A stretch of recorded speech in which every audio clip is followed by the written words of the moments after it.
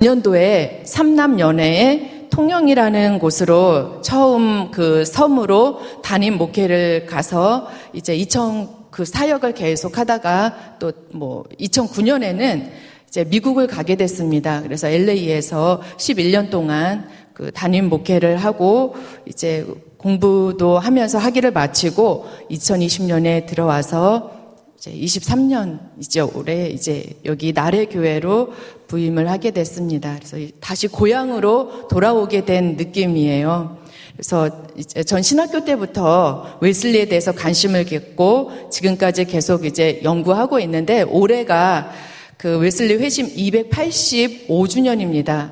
그래서 이렇게 귀국해서 오늘 설교는 제가 다른 지역에 많이 해봤는데 이렇게 특강은 처음이에요. 그래서 이렇게 저를 부족하지만 특강으로 세워주셔서 너무 이렇게 영광이고 그래서 기쁜 그러한 마음입니다. 이 시간 그래서 저는 우리 목사님께서 너무 은혜스러운 말씀 많이 해주시고 또 많이 이렇게 우리 회원분들께서도 말씀을 많이 들으셔서 저는 존 웨슬리의 회심과 감리교인의 사명이라는 그러한 주제로 오늘 함께 은혜를 나눠보고자 합니다. 자, 우리 1부에는 그 웨슬리의 생애와 영성, 형성에 대해서 그 PPT 한번 띄워주시면 좋겠어요. 이제 웨슬리의 생애와 영성, 형성에 대해서 이제 말씀을 나누는데 신앙의 배경이 있습니다. 신앙의 배경이 있는데 부모님의 그 가정 교육이 있어요. 그래서 아버지 사무엘은 이제 그 영성에 대해서 성자 그 훈련을 시키고 어머니는 그 청교도의 그러한 영성을 가지고 훈련을 시켜주셨습니다. 그래서 우리 존 웨슬리의 생애에 대해서는 많이 들어보셨을 거예요. 그래서 오늘 특별히 영성 형성을 중심으로 이제 해보겠는데 웨슬리 목사님은 18세기 거의 한 세기를 사셨어요. 그래서 1703년 영국의 에버스에서 태어나서 영국 전역에서 사역을 하시다가 1791년 런던에서 소천을 하셨습니다. 그 당시에는 영국의 산업혁명이 일어나서 근대화가 시작되는 시기였고 그리고 정신적으로는 계몽주의의 영향으로 이성에 눈을 뜨던 그러한 시대였습니다. 그래서 이런 시대와 상황 속에서 그 웨슬리 목사님처럼 영국 그 사회 전역을 변화시킨 위대한 그 사람이 탄생할 수 있었던 것은 지금 부모님의 영향이 아주 컸어요. 그래서 웨슬리의 영성 형성에는 어릴 때부터 이제 훈련되었던 아버지 어머니 사무엘과 어머니 수산나가 있었다는 것입니다. 그래서 이 아버지는요, 이 웨슬리에게 초대 교부들의 저서를 읽을 것을 권고했습니다. 책을 많이 읽어라 하면서 라틴어, 헬라어 등의 그 언어에 능숙해지도록 지도를 했어요. 그렇게 되면서 이 웨슬리가 고전 문학과 헬라어 성경을 읽는 그러한 연습을 게을리하지 않았습니다. 그리고 이 어머니는 자녀들에게 이제 청교도 정신에 따른 규칙적인 생활을 하라고 이제 훈련을 시켰어요. 이 수잔나가 19명의 자녀를 낳았는데 10명은 유아 때 다 죽고 9명의 자녀들을 양육했습니다. 그래서 자녀들을 가르치기 위해서 그 방 하나를 그냥 따로 준비를 했어요. 그리고 너무 가혹하고 혹독하리라는 만큼 규율과 공부 그리고 경건 훈련을 시켰습니다. 그래서 웨슬리는 자신의 그 어린 시절, 유년 시절에 그 어머니가 가르쳐 주신 규율과 기도 훈련에 감사했습니다.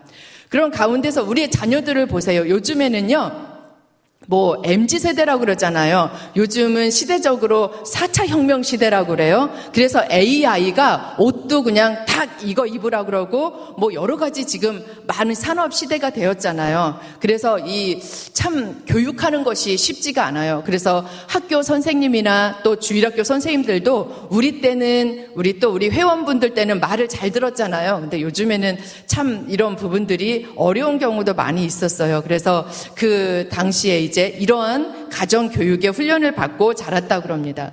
그런데 이제 두 번째 보면은 웨슬리의 그 어려운 일들이 하나 있었는데 목사간 화재 사건이 있어요. 화재 사건이 있는데 하나님의 섭리를 이제 깨닫게 됩니다. 1708년에 웨슬리가 6살이 되었을 때에 그 마을 사람 누군가가 그 에버스 목사간에 화재를 일으킨 겁니다.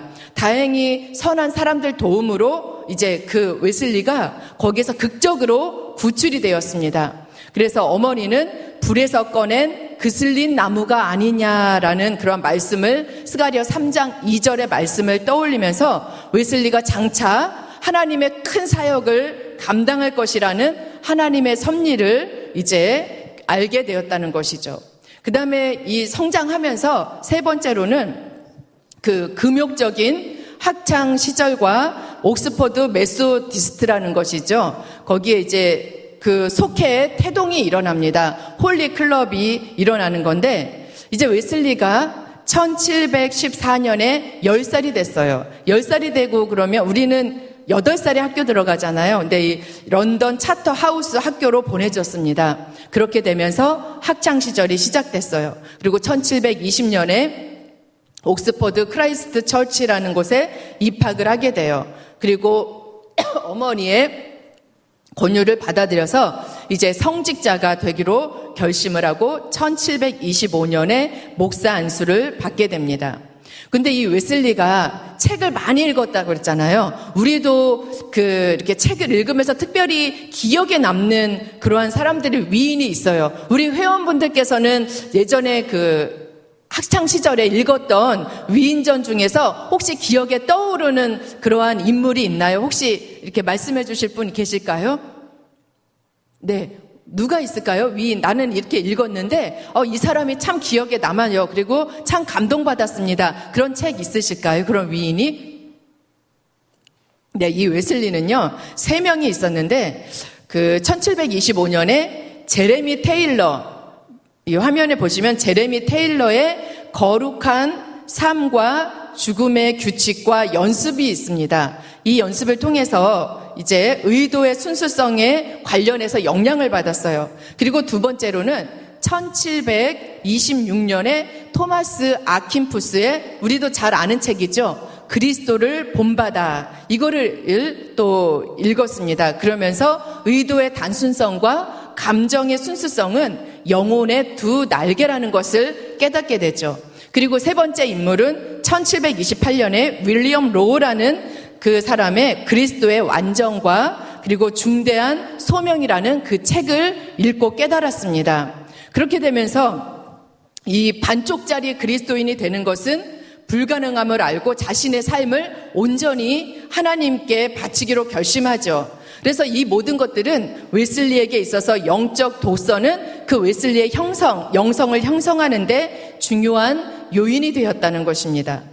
이후에 이제 이 웨슬리는 그 부모님의 매일 경건 훈련의 영향으로 인해서 웨슬리 동생 찰스 웨슬리 있죠. 찰스 웨슬리가 찬송을 많이 이제 작사를 했었습니다. 함께 홀리클럽을 결성을 하게 돼요. 그래서 철저한 영성 훈련을 하게 됩니다. 이 홀리클럽을 보면은 웨슬리는 거기에서 홀리클럽의 리더가 되죠.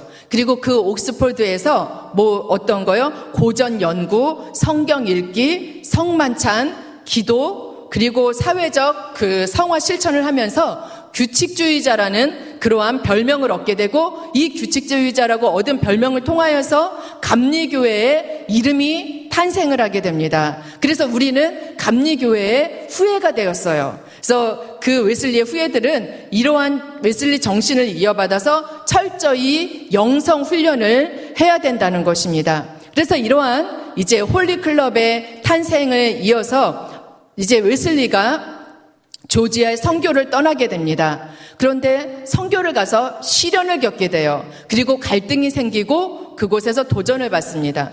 1735년 웨슬리는 동생 찰스와 함께 몇몇 그 동료들과 함께 아메리카의 식민지인 조지아로 떠나게 되죠. 웨슬리는 조지아의 교구 목사로 이제 하면서 아메리카의 그 인디언들을 회심시키려는 그러한 계획을 갖죠.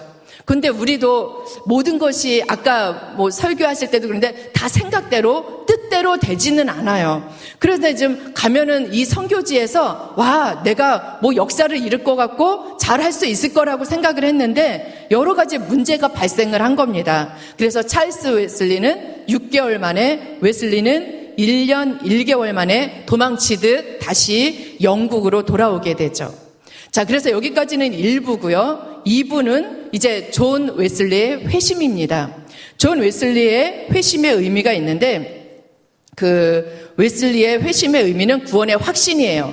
웨슬리에게 있어서 이 회심은 인생의 큰 전환점이 됐습니다. 그래서 우리가 잘 알듯이 1738년 5월 24일 저녁이었죠. 평신도, 한 평신도가 루터의 로마서 주석을 읽고 있을 때 그 마음이 성령으로 따뜻해지는 체험을 하게 돼요. 그리고 이성으로만 알고 있던 그 내용들이 확실하게 마음으로 믿어지기 시작합니다. 그날 이후 웨슬리는 구원이 이제 예수 그리스도를 통한 하나님의 은혜라는 것을 깨닫게 되죠. 그리고 이 웨슬리는 그의 일기에서 이렇게 기록합니다. 혹시 글이 읽어지시면 우리 웨슬리가 쓴 일기를 한번 같이 읽어보겠습니다. 시작. 그가 그리스도에 대한 믿음을 통해 하나님이 우리 심령에 일으키는 변화에 대해 이야기할 때 나는 내 마음이 이상하게 따뜻해지는 것을 느꼈다. 나는 그리스도를 신뢰하며 그리스도만이 구원이심을 신뢰했다. 그리스도가 나의 모든 죄를 제거하시고 죄와 사망의 법에서 나를 구원하셨다는 확신이 들었다.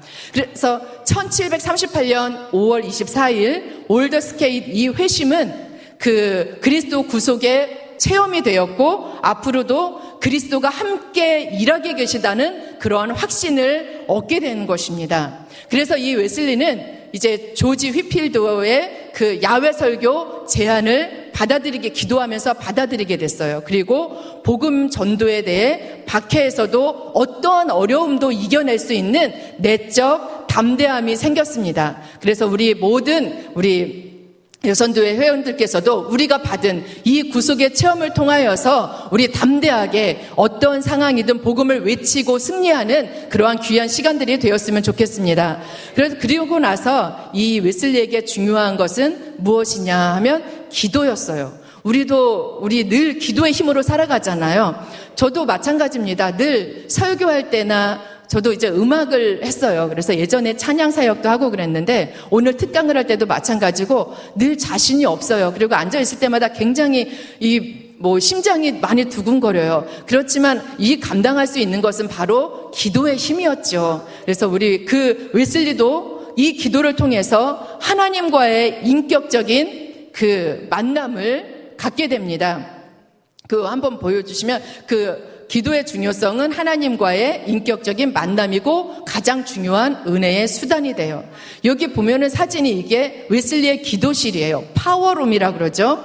그래서 우리는 매일매일 그 성찰과 그리고 기도의 생활이 필요합니다. 우리 회원분들께서는 새벽 기도하실 것이고 공예배 하실 것이고 그리고 금요 철야나 수시로 우리 기도회를 하고 또 집에서도 기도하실 것입니다. 웨슬리는 하나님의 일을 위해서 매일 새벽 4시에 일어나서 기도를 했어요. 그리고 영국 런던 시트로드에 있는 웨슬리 그 기념교회 옆에 웨슬리 하우스가 있는데 3층에 가면은 보이시는 것처럼 2평 남짓 되는 작은 기도실이 있어요. 그래서 여기에서 웨슬리가 이제 바닥에 무릎을 꿇고 기도하던 흔적이 있어요. 그래서 무릎을 꿇고 여기에 기도를 해서 여기가 이렇게 좀 패였다고 그래요. 그래서 기도의 능력 있는 삶을 살게 하는 원동력이 되었다는 것입니다. 우리 회원분들께서도 웨슬리가 이렇게 기도하면서 영적인 힘을 얻었던 것처럼 매일 기도하면서 주신 사명을 감당하시기 바랍니다. 그래서 하나님께서 성령의 충만한 능력으로 주시는 그 힘으로 말미암아 더 크게 쓰임받는 사명자로 승리하시기 바랍니다. 그렇게 되면서 이제 웨슬리의 또 회심의 그 가운데 중요한 것은 속회의 중요성이에요. 우리 다음에 보면은 속회의 중요성은 공동체 안에서의 그 영적인 신앙의 성장입니다. 우리 여기 속장님들 많이 계시죠? 네, 속장님들 많이 계신데 속회는 개인 영성과 신앙의 성숙 단계에서 중요해요. 그리스도의 제자도에서 중요한 문제는 하나는 어떻게 하나님의 은혜가 성도들에게 지속적으로 순종을 일으켜서 성화의 은총이 온전한 사랑으로 역사할 수 있을까라는 것이죠. 그래서 이 문제에 있어서 웨슬리가 고심을 한 겁니다. 그래서 이러한 상호 영적 돌봄을 실천할 수 있는 만남을 위해서 그러면은 일주일에 한 번은 우리가 만남을 좀 가져야 되겠다. 그렇게 해서 일주일에 한 번 만남을 가지게 되는데 이것을 바로 속회라고 부르게 됩니다. 그래서 웨슬리안 영성의 패러다임으로 이제 확립된 속회가 1742년에 브리스톨에서 발전을 하게 됩니다.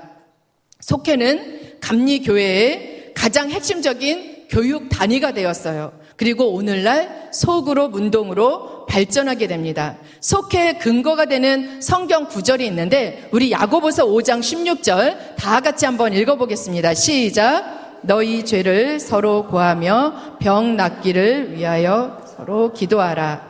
의인의 강구는 역사하는 힘이 많음이라. 아멘. 자, 속회에서 속장님의 역할들은 참 중요하잖아요. 이 속장님들은요, 속회원들의 영혼을 돌보는 영혼의 감독자세요. 그리고 영혼의 목자의 역할을 감당하는 중요한 직책입니다. 우리 한번 인사 좀 한번 해볼까요? 우리 옆에 분들을 보면서 당신은 영혼의 감독자, 영혼의 목자이십니다. 너무 길은가요? 자, 우리 인사해볼게요. 시작. 네, 그래서 우리 2023년도 웨슬리의 이러한 속회 정신을 이어받아서 영혼의 감독자, 영혼의 그 목자로 우리 속장님으로 또 여성교 회장님으로 우리 다 그렇게 쓰임받는 그러한 시간이 되셨으면 좋겠습니다. 자, 그리고 이제 3부에서는 웨슬리 신학의 강조점에 대해서 한번 넘어가서 보도록 할게요. 이것이 이제 원래는 3시간 동안 찬찬히 좀 구체적으로 해야 되는데 제가 30-40분 만에 그냥 엑기스만 딱 해서 우리 회원분들과 함께 나눠보려고 합니다. 그래서 좀 그냥 핵심만 빨리빨리 지나가도록 하겠습니다.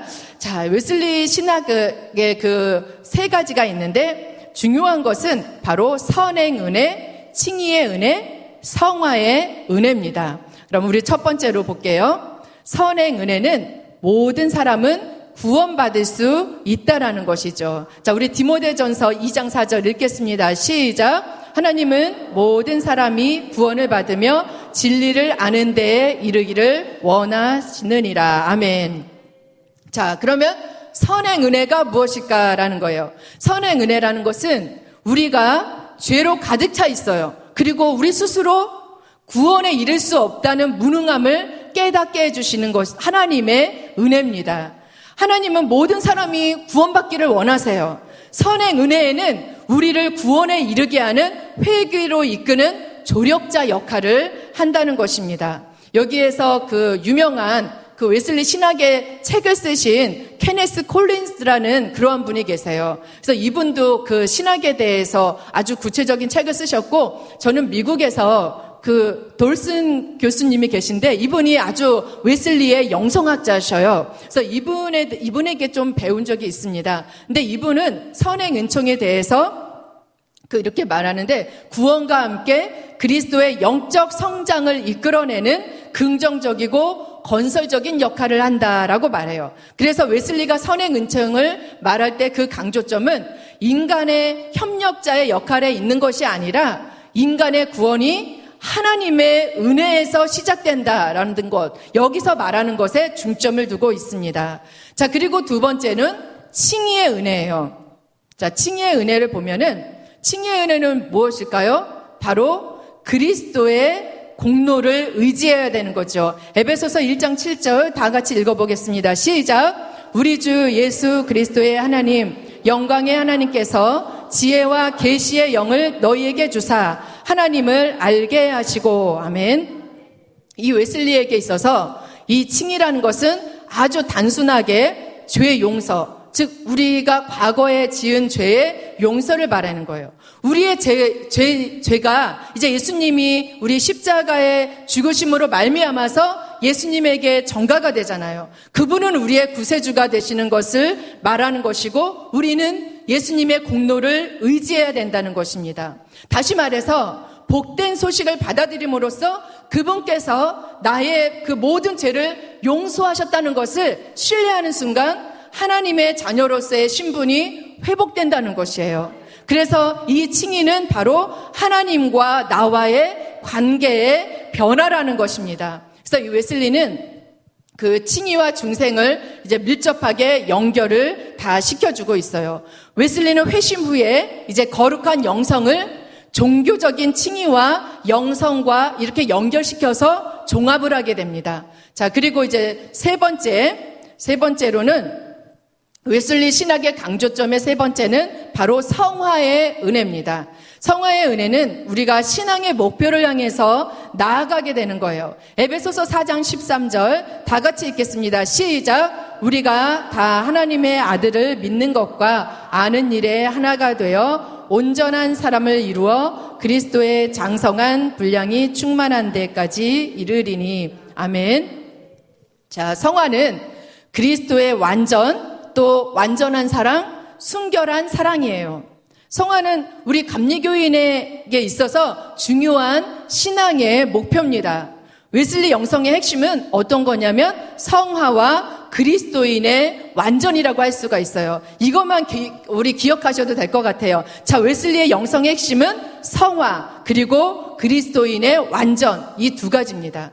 우리가 이 완전한 신자라고 해도 죄를 어떻게 매일 안 짓고 생각으로도 짓게 되잖아요. 행동으로도 지을 수 있고, 우리가 완전한 그러한 신자라고 해도 죄를 범할 수 있는 가능성이 있기 때문에 늘 그 속죄의 은혜가 필요한다는 것입니다. 우리는 연약해요. 그리고 무지하고 실수도 많이 합니다. 지나고 나면 이거 내가 실수했네, 이러지 말았어야 되는데, 그리고 우리 앞에 오는 유혹들이 굉장히 많아요. 하다못해 지금 배고프시잖아요. 이 배고프는 거, 우리가 이렇게 어디 가다 보면은 물 마시고 싶고 배고프고 이런 것도 우리가 이렇게 많은 것들, 예수님이 그 유혹 받으셨던 것처럼 우리에게도 죄를 지을 수 있는 그 가능성으로부터 완전함이란 있을 수 없다는 것이죠. 온전한 구원을 이루기 위해서 의롭다고 인정함을 받는데 그치지 않고 실제로 의롭게, 즉 성결하게 변화되어야 될 것을 강조하고 있습니다. 웨슬리가 1766년에 쓴 그리스도인의 완전에 대한 평이한 해설에 대해서 쓴 소책자에서 이런 얘기를 해요. 그리스도인이 어떤 의미에서 완전한지를 설명을 할 때 그리스도 안에서 어린아이가 아니라 성숙한 그리스도인이다라고 지적을 합니다. 성화의 시작을 그 믿음으로 일어나는 은총이라고 말을 합니다. 그리고 성화의 완성은 뭐예요? 그 믿음으로만이 아니라 사랑으로 이루어진다라는 것입니다. 결국 믿음으로 의롭게 된다는 회심과 칭의, 그리고 뒤따르는 성결한 그러한 삶의 열매로 선행이 중요하다는 것을 말하고 있습니다. 자, 그렇다면 이제 우리 이제 시간이 이제 점심때가 다 돼가 오잖아요. 그래서 우리 웨슬리 정신을 이어받은 감리교회의 사명에 대해서 이제 나누어 보고 마무리하려고 합니다. 자, 그런데 첫 번째 보면은 제4부 감리교인의 사명이죠. 첫 번째는 복음 전도가 있어요. 복음 전도는 바로 성결의 전파입니다. 웨슬리는 복음의 그 회심 체험을 했다고 그랬잖아요. 예수님이 정말 나의 구주로 믿어졌잖아요. 그 다음에 하나님의 특별한 소명을 접하게 됩니다. 웨슬리가 복음을 전하기 위해서 자신을 배척했던 그 지역에 가서 코넬 지방에서 32번이나 방문해서 말씀을 전하게 돼요. 그러면서 어떻게 그가 외쳤냐면, 우리 한번 같이 읽어볼게요. 여기에 이 세상에 우리 한번 웨슬리가 그렇게 외친 거를 우리도 한번 외쳐보겠습니다. 시작. 이 세상에 예수 그리스도를 모르는 단 한 사람만 남아있더라도 나는 그 사람을 위하여 땅끝까지 달려갈 것이다.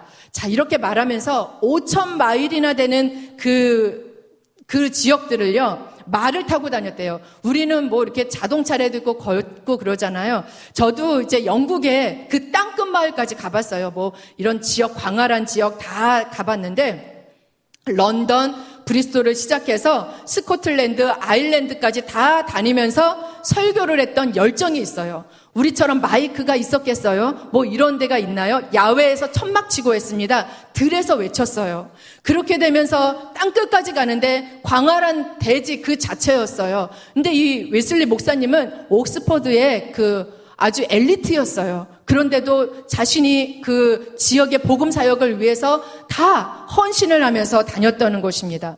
웨슬리가요, 브리스톨에서 광부들에게 말씀을 전할 때 그 광부들이 정말 막 눈물을 흘리면서 그 은혜를 받았어요. 그리고 말씀을 드렸습니다. 그들이 그 어두운 그 지옥의 밑창을 뚫으면서도 말씀을 들으면서 웃을 수 있었던 것은 웨슬리 목사님의 그 열정과 복음의 역사가 아니었을까라는 그러한 생각을 하게 됩니다. 그래서 우리 가운데 우리 웨슬리 목사님의 그러한 열정들을 우리가 또 우리 함께 생각해보는 5월이 됐으면 좋겠어요. 그리고 이 웨슬리 목사님은 평신도 사역에 관심을 많이 두셨어요. 그래서 평신도 사역들을 통해서 많은 그러한 제자들을 또 그 사역들을 이끌어 가셨어요. 그리고 또 웨슬리 목사님의 중점을 두었던 것이 어떤 것이냐면 여성 사역에도 중점을 두었습니다. 그 당시 평신도 설교자들을 이제 대거 기용하고 그렇게 되면서 이 웨슬리 목사님이 영국 교회와 모라비안과 결별하는 계기가 돼요. 그 이후에 이제 감리교회를 조직하면서 부흥 운동을 시작하게 되죠. 그러면 오늘은 우리 여성분들이 많이 모이셨잖아요. 그래서 우리 여성교회 회원분들에게는 당연히 여성의 리더십에 대해서도 빼놓으면 안 되겠죠. 우리 그 18세기 영국 사회는요, 여성에 대한 새로운 그 변화의 관점이 시작됐습니다. 17세기 말부터 이제 전개된 계몽주의의 그 페미니즘은 이제 여성은 남성과 동등한 이성적 능력을 소유하며 따라서 교육받을 권리 그리고 그 자신 스스로의 의사 결정을 사회적 간섭과 그 편견에 의해서 강요받지 않고 독립적이고 자율적인 여성상을 제시했습니다. 우리 예전에 조선시대만 해서도 우리 식사도 같이 못하였잖아요. 그 여성의 그 차별성이 굉장히 심했잖아요. 지금은 안 그렇죠. 그런 부분들이 개혁이 많이 됐습니다.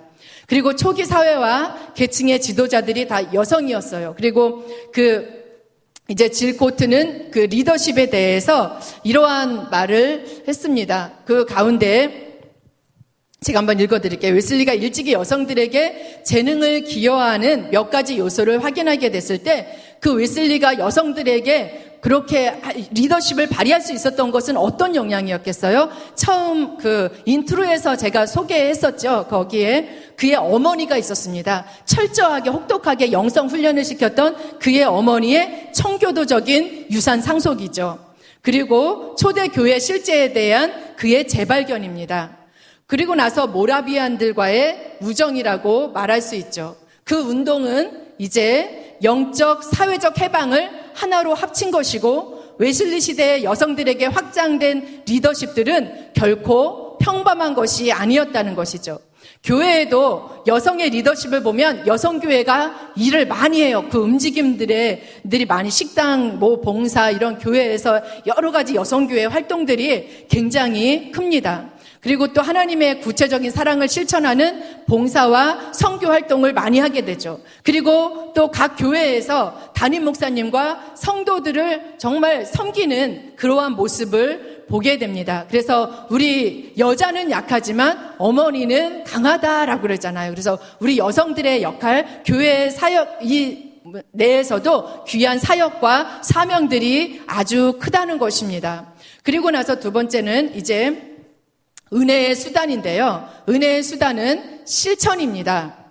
경건의 실천과 자비의 실천이죠. 웨슬리는요, 하나님의 값없는 사랑과 은혜를 강조했습니다.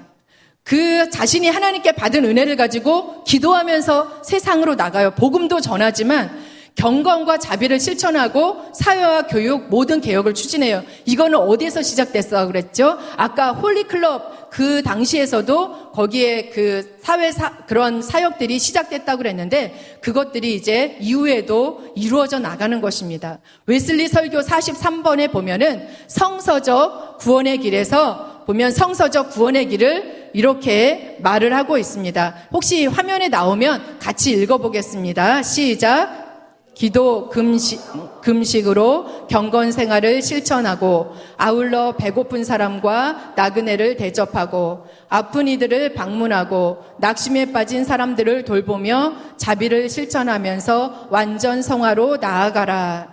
예. 그래서 이러한 생활을 실천을 했다는 것이죠. 웨슬리는 이것뿐만이 아니고 의료 활동, 노예 제도 폐지, 교도소 개혁 이런 활동, 이런 것들을 많이 했어요. 그렇다면 오늘날 우리가 실천할 수 있는 사회 성화 사역은 어떤 것들이 있을까요? 그래서 우리가 기도하면서 우리 그 모든 것들을 생각해보는 시간이 됐으면 좋겠습니다. 시간이 많으면 질문도 하면서 같이 대답도 듣고 하면 참 좋을 것 같아요. 근데 교회가 많은 일을 하면서 빛과 소금의 역할을 감당하잖아요. 빛을 비추잖아요. 근데 특히 여성교회의 영역이 굉장히 크다는 것을 많이 보게 됩니다.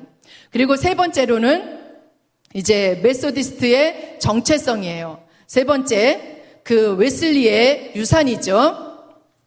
보면 4가지가 있어요. 여기에 이제 4가지가 있는데, 우리 보면은 첫 번째가 뭐죠? 성경의 사람. 성경의 사람인데, 요거는 참 중요한 거예요. 우리는 감리교인으로 웨슬리 그 삶을 보면서 성경을 알아가고 성령의 사람이 되어야 된다는 겁니다. 그래서 나는 한 책의 사람이 되고 싶다라는 것이에요. 그 다음에 두 번째로는 우리 메소디스트의 정체성 두 번째로는 어떤 거죠? 성령의 사람이다라는 거죠. 웨슬리가 세상을 떠나면서 마지막으로 남긴 말이 있어요. 우리 함께 해볼까요? 자, 시작. 가장 좋은 것은 하나님이 우리와 함께 하신다. 네, 가장 좋은 것은 자신의 모든 삶들을 돌아볼 때 마지막 복음을 전하면서 그 세상을 떠나기 전에 가장 좋은 것은 하나님이 우리와 함께 하시는 것이다 라는 것을 이제 말했다는 거죠. 그리고 우리 감리교인의 정체성 세 번째로는 뭐예요? 네, 경건의 능력입니다. 웨슬리가 이제 주님 앞에 부름받기 5년 전인 1786년 그의 일기장에 기록된 내용이에요. 저는 정말 이것을 읽는데 마음이 뭉클하고 여기에 좀 이렇게 찔리는 것도 있고 걱정도 있고 그랬었어요. 우리 한번 읽어보겠습니다. 자, 시작. 난 메소디스트라고 불리는 사람들이 유럽이나 아메리카에서 사라지는 것을 두려워하지 않는다. 오히려 나는 그들이 단지 능력 없는 종교의 형식만을 가진 일종의 죽은 종파로 존재하게 될까 두려워한다. 만약 그들이 처음 출발할 때 가졌던 가르침과 성령과 신앙 훈련을 모두 견고하게 붙잡지 않을 경우 이런 일이 일어날 것을 의심한 날가 없다. 우리 모든 여성교회 모든 회원분들께서는 이것처럼 정말 처음에 출발할 때의 가르침, 성령, 신앙 훈련 이것을 우리가 주님 나라에 가기까지 신앙생활을 하기까지 끝까지 붙잡고 승리하시는 우리 이천 남지방 모든 여성교회 회원들 되시기 바랍니다. 자, 네 번째 감리교인의 정체성 네 번째는 뭐예요? 단순한 삶입니다. 여기에 단순한 삶인데 웨슬리 목사님이 이제 88세로 부르심을 받을 때 그때 남은 게 뭐냐면 2개의 숟가락하고요. 하나의 주전자, 그리고 다 날것빠진 코트 한 벌밖에 없다 그래요. 그러니까 자신의 모든 것을 복음 전하기 위해 다 사용한 거예요. 자신을 위해서 남긴 재산이 없습니다. 근데 저도 앞으로 걱정을 해요. 그러면 이거 어떡하지 하는데 이 웨슬리 목사님의 이 남겨진 것들을 보면서 이게 너무 정말 가슴이 뭉클해집니다. 우리 메소디스트의 정체성은 성경의 사람, 성령의 사람, 경건의 능력, 단순한 삶. 요 부분들, 웨슬리가 이제 우리에게 물려준 이 유산들을 우리 한번 기억해보고 묵상하는 시간이 됐으면 좋겠습니다. 그래서 5분은 우리가 이제 한국 교회에 적용할 부분인데요. 오늘날 우리가 우리 교회가 세상을 향해서 할 일은 무엇일까요? 웨슬리는 사람들의 실제적인 필요를 채우고 복음을 전했습니다. 18세기의 영국이 정치적으로나 경제적으로 부패했고 도덕적으로 다 무너진 사회에서 성령의 사람 웨슬리가 영적 부흥을 일으켰습니다. 근데 지금 이 영국 교회들은요, 그 젊은이들이 그냥 다 어디로 가요. 그리고 영국 교회가 텅텅 비어집니다. 그래서 영국 교회에서 예배를 드려봤는데 그냥 다 이렇게 어른들 있죠. 백발 어르신들만 앞에 몇 자리에 계시고 젊은 층은 찾아볼 수가 없어요. 그 가운데 이제 같이 예배를 드리면서, 그리고 이 교회가 다음 세대가 있어야 되잖아요. 근데 교회들이 다 텅텅 비어지니까 이게 성도들이 너무 없으니까 팔려요. 어디로 팔리냐? 이렇게 성공회로 팔리고 나이트클럽으로 팔립니다. 그래서 우리 한 교회가 나이트클럽으로 팔렸는데, 그냥 이 자리가 텅텅 비었던 그 교회가요, 나이트클럽이 이제 변하고 나서 그 매니저가 인터뷰를 하는데, 그냥 젊은이들이 여기에 꽉 차가지고 자리가 없어요. 빽빽하다는 것입니다. 그걸 보면서 이제 젊은이들이 모여들어요. 근데 교회는 안 모여들어요. 이게 심각성이라는 것입니다. 오늘날 세대의 자녀들이 MZ세대라고 그러잖아요. 우리 부모님들이 이렇게 대화를 하다 보면은, 예전에는 우리 말 잘 들었다고 그랬죠. 지금은 이게 대화, 소통, 이런 부분들이 공감이 되어야 된다는 거죠. 그리고 우리 수잔나의 교육법을 또 이렇게 생각해 보면서 1차 시대부터 해서 4차 혁명까지 맞이하는 시대 속에서 이제 젊은이들을 통한 그 교육을 모색을 해야 된다는 것입니다. 오늘날 교회 안에서 우리가 여성의 지도력과 리더십을 회복하고 영적인 그러한 훈련과 말씀을 통한 봉사와 사랑의 나눔이 본질을 잘 실행할 수 있는 그러한 모임이 되기를 소망합니다. 웨슬리 신앙의 그러한 가문을 보았을 때, 우리의 자녀들을 통한 그 가문에 어떠한 영적 영향력을 미칠 수 있는가를 그려보면서 비전을 품고 한번 실천에 옮겨보시기 바랍니다.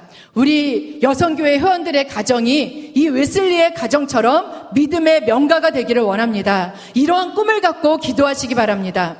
믿음의 유산을 통해서 우리 오늘 말씀드렸던 아까 성경의 사람, 성령의 사람이 되고 경건의 능력으로 교회를 섬기고 여성교회의 모든 회원들과 또 속도원들, 그리고 가족, 이웃을 향해서 큰 일을 감당하는 하나님의 귀한 사명을 감당하는 우리 이천 남지방 여성교회 회원들이 되시기를 주님의 이름으로 축복합니다. 기도하겠습니다.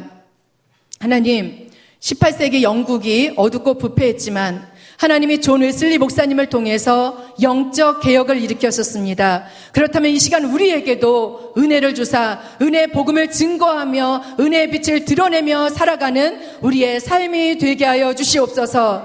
하나님, 우리 교회 우리 지방 모든 여성교회 회원들의 가정들이 하나님의 영광을 드러내는 복된 가정들이 되게 하여 주시옵소서. 감리교회 모든 하나님, 우리 교회마다, 우리 지방 교회마다 한국의 영적 풍향계를 움직일 수 있는 웨슬리 목사님과 같은 위대한 인물들이 탄생할 줄로 믿습니다. 순간마다 주어진 사명을 잘 감당하며 하나님의 뜻을 이루어드리는 우리 모든 여성교회 회원들이 되기를 원하며 우리 주 예수 그리스도의 이름으로 간절히 기도 올리옵나이다. 아멘.